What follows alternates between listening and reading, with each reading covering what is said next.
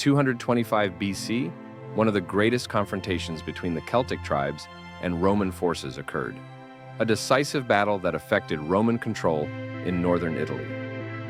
The events began when massive armies of Celtic tribes, estimated to be around 50,000 to 70,000 warriors, moved to invade Roman territories in northern Italy, threatening the city itself.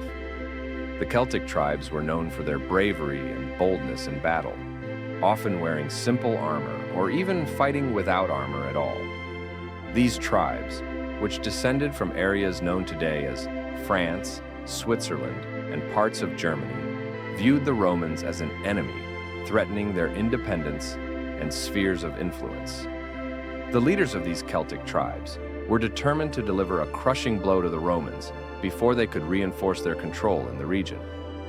The Roman response came swiftly. The Roman Senate sent two consuls, Lucius Aemilius Paulus and Gaius Atilius Regulus, to lead the Roman army and confront the Celtic invasion. The Roman strategy aimed to encircle the Celtic army from two sides. Regulus's forces advanced from the north, while Aemilius's forces advanced from the south, attempting to close off any escape routes for the Celtic tribes. Movements of the armies. Aemilius advanced with his army of about 40,000 soldiers in a traditional military formation known as the triplex acies, which was the system adopted by Roman armies to organize their ranks. At the front were the light infantry, known as velites, armed with javelins. Behind them were the hastati, newly recruited infantry, followed by the more experienced soldiers of the principes. And in the third line were the veteran troops, the triarii, who represented the elite of the Roman army. Aemilius himself commanded the cavalry from the rear. As Aemilius's army approached the positions of the Celts, he noticed that Regulus's army had already begun engaging the Celtic cavalry on a hill, overlooking the battlefield. Aemilius led his cavalry to assist, but before he could reach them, Regulus was killed in battle, and his forces fell into chaos. The Great Battle. Despite the loss of Consul Regulus, Aemilius managed to regain control of the hill after crushing the weary Celtic cavalry that had suffered heavy losses in their battle with Regulus. The hill was of strategic importance, as it provided the Romans with an excellent position to observe and control the battlefield. The Roman forces advanced from both the northern and southern fronts towards the Celts, who were holding a fierce defensive position. The Romans began the battle by launching their javelins through the velites at the front lines of the Celtic army. The Celtic warriors at the front, known for their bravery and often fighting without armor, suffered heavy losses from the Roman javelins. After that, the velites withdrew, allowing the hastati forces to advance. Initially, the battle was even between the hastati and the Celtic tribes, but over time, the less experienced Roman soldiers retreated, making way for the more experienced soldiers, the principes.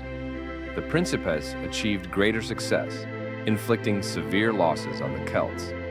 But the Celtic warriors continued to resist, fighting fiercely, despite knowing they could not retreat.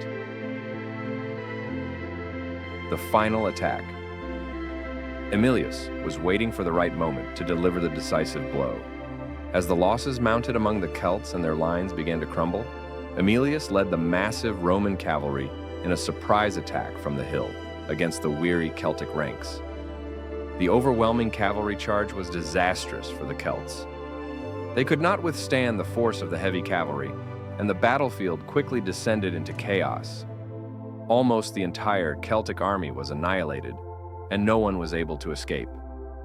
It is said that around 40,000 Celtic warriors perished that day, while approximately 10,000 others were captured.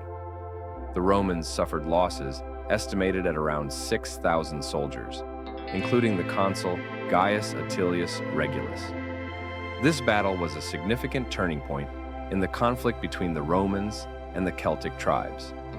It established Roman victory over the Celtic invaders and reinforced their control over northern Italy. Thanks to this battle, The Romans were able to achieve complete dominance in the region, and the expansion of the Roman Republic in Europe continued. This battle remains an example of effective Roman military strategies in facing enemies who were brave and numerically superior, but it proved that discipline and organization were the decisive factors in major battles. The Celtic tribes suffered catastrophic losses in this battle. With around 40,000 warriors killed, only a few survived to return to their tribes. The 10,000 warriors who were captured were taken to Rome, where the Romans used them as prisoners of war, and they were likely sold as slaves or exploited in the major construction projects that were growing in the thriving Roman city. The defeat in this battle was a crushing blow to the Celtic tribes. Their power in the region significantly declined after this defeat, and they no longer had the ability to pose a direct threat to the Roman Republic. Over time, many of these Celts merged with local communities or retreated to areas further north where they continued their lives, but away from Roman territories. Prominent Roman strategies. Although the Celts possessed individual bravery and physical strength, the Romans had developed effective strategies to deal with this type of enemy. Organization in battle, discipline among the ranks, and military tactics such as using light infantry, velites, to weaken the enemy with spears before sending in the more heavily trained units, hastati, principes, and triarii, to the battlefield were crucial. This battle was a significant turning point in the conflict between the Romans and the Celtic tribes. It established Roman victory over the Celtic invaders and reinforced their control over northern Italy. Thanks to this battle, the Romans were able to achieve complete dominance over the region, and the expansion of the Roman Republic in Europe continued.